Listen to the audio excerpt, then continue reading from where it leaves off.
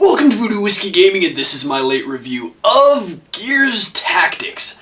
I played it on the PC because that's what it's available on at the moment. It sounds like they're probably going to put it on the Xbox One or probably Series X somewhere down the line. Okay, so let's start with the story. The main character is Gabe Diaz. He's got a couple of other individuals with him. One is Cog, one is not, and they are tasked with hunting down a grub named Ukon. He's some sort of locust scientist, and this is fairly early in the war. This is around the time when they used the Hammer of Dawn to try and scorch the earth to wipe out the grubs. It's an okay story, but maybe I have issues with the way that it's delivered. It's one of those stories where it's drip-fed to you, so you don't get a lot, and it's kind of unfortunate, I feel like, because while the Gears games are normally known for their action, they do tell some pretty good stories. And their storytelling is pretty good. This one's a little weak on the storytelling side of things. Let's get into the audio. We'll start with the voiceover work, which I gotta say, first thing I noticed was that they did not get the same voice actor back for Prescott. Not that he's in it too much, but it is noticeable that it's different. The voice actor for Gabe Diaz, don't really love what he did. He's a little over dramatic, and it kind of makes it very cheesy when Gabe is talking, so The other voice actors I think did well. I don't think they hammed it up quite as much, and I think that's good. As for the music, I think the music is good in this game. It's very much the Gears music you would expect. It's the kind of music you would expect from the series at this point, and it works well. As for the sound effects, I think the sound effects are good in this game. I like them. I think they're well done. The grubs feel like the grubs. The weapons feel like you would expect them to. They sound like you would expect them to. The chainsaw, the firing, all of that. It works. It's good. It's very Gears. So let's get into the gameplay mechanics and whatnot, and like the title of the game says, it is a tactical game. It's a squad-based tactics game, and it's turn-based. So you've got to get used to that.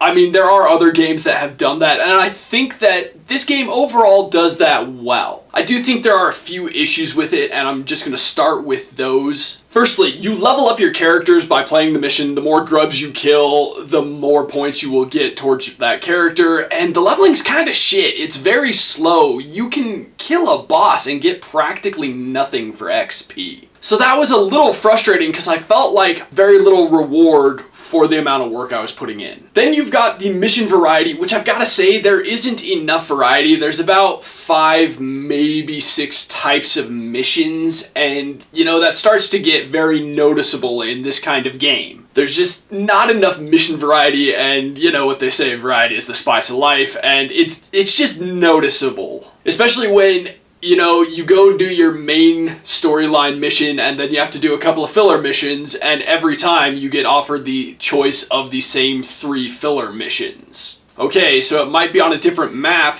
but honestly there were times where it was the same map even. They definitely reused assets, and that did not help with that. And then one kind of complaint is that when your turn starts, there are often times where like a character will say something to let you know your turn is beginning, but it's often not the first character that you will be using, and the camera on more than a few occasions was not focused on the character that I was starting the turn with. And admittedly, partly my own fault for not paying close enough attention, but I would make a move that I didn't intend to move because I thought the camera was focused on the character that I would be using at the start of the turn rather than, you know, another character on the other side of the map. That being said, we'll get into the ideas. You are able to move X number of spaces, take X number of actions. Generally, it is 3. Moving uses up 1, shooting uses up 1, special abilities can use up multiple actions. As I mentioned, there's leveling, there's also gear. There's a lot of loot in this game and lots of modifying of your weapons. And of course, the loot is tiered, you know, gray, blue, purple,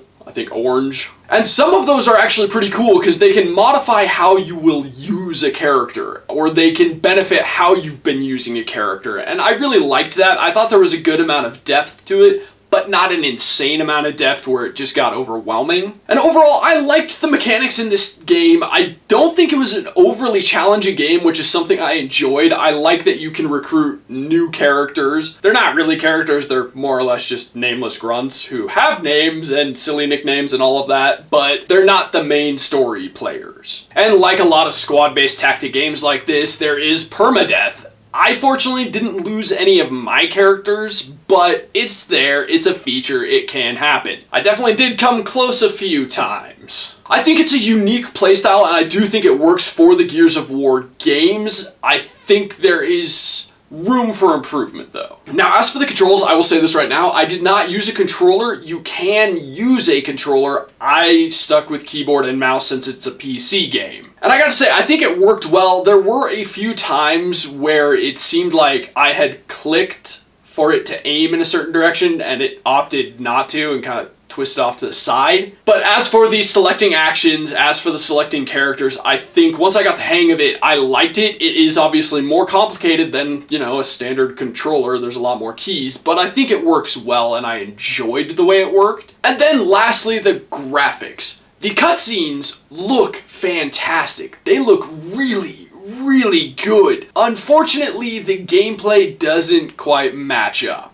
Not to say that it looks terrible, it just doesn't look anywhere near as close, and given that this is a Gears game, and those are generally some really fantastic looking games, at least the core titles, and honestly, in more recent years, the gameplay and the cutscenes, they have matched flawlessly, so it is noticeable that they don't in this game. It keeps up your traditional, you know, grays and browns of the Gears universe, so that shouldn't be surprising. The color palette is not phenomenal. One thing that is cool is you do get to see more of the world that they inhabit, so it's kind of nice seeing different cities and what they would have looked like, even though now they're kind of desolate and, you know, infested with grubs. The Locust also look really good, but I mean, we've already got a set tablet for those, so it's not like they could go too far off from what they originally looked like. My biggest graphical complaint, I would say though, is that there are certain enemy animations that repeat and you can see them like 3 times every turn, and it just gets really obnoxious. When a sniper's using its pin move,